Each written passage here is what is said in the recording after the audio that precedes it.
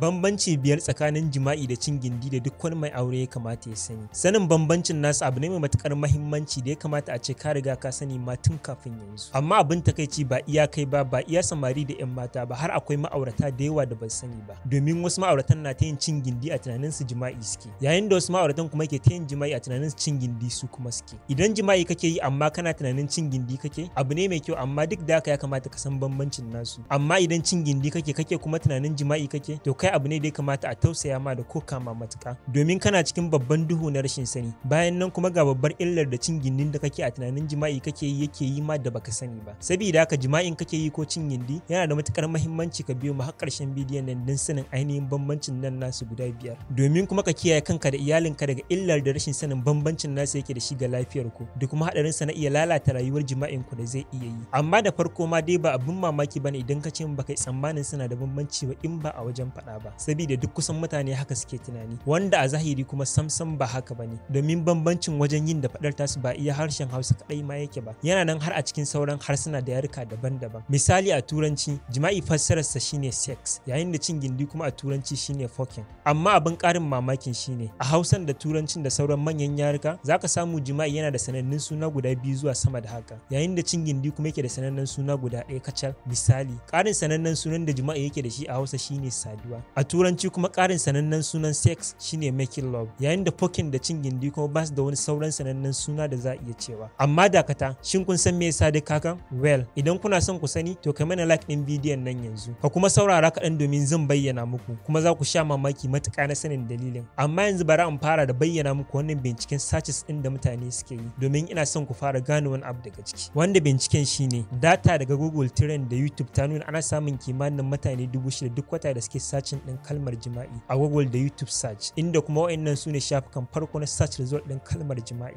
Yayin da kalmar cin gindi kuma ake searching ɗin ta kusan sau 8,000 duk wata a Google da YouTube search ɗin dai, kuma su ma wa'annan su ne shafukan farko na search result ɗin kalmar cin gindin. Yanzu daga cikin search result ɗin nan me kai saurin fahimta daga ciki? Ni abin da nake son ka fara fahimta shine ainihin bambancin jima'i da cin gindi tun daga tunani da niyyar mutane yake farawa, kuma bambancin tunani da niyyar shine yake tasiri har a wajen yin jima'i ko cin gindin. Amma to me bambancin tunanin masu jima'i ko cin gindin? Well, bambancin suna da matukar yawa, farawa da cewa idan ka duba search result ɗin da muka yi magana, za ga bidiyoyi da website ɗin da suka yi ranking akan kalmar jima'i, bidiyoyi ne kusan duk na ilimi, koyarwa da bayar da mafita akan wasu matsaloli na jima'i. Idan kuma ka duba kalmar cin gindi, za ga duk kusan bidiyoyi da website ɗin da suka yi ranking akai kusan bidiyoyi ne kawai na iskanci, labaran iskanci da kalaman batsa. Round up ɗin abin da hakan yake nufi shine tunani da niyyar masu yin search ɗin jima'i suna neman sani ne akan ilimin jima'i mai kyau mai tsafta, ko kuma suna neman mafita ne akan wata matsalar su ta jima'i. Wa'anda kuma suke search ɗin cin gindi, tunani da niyyar su shine neman bidiyoyin batsa, labaran batsa, ko neman abokan cin gindi ko yin hirar batsan.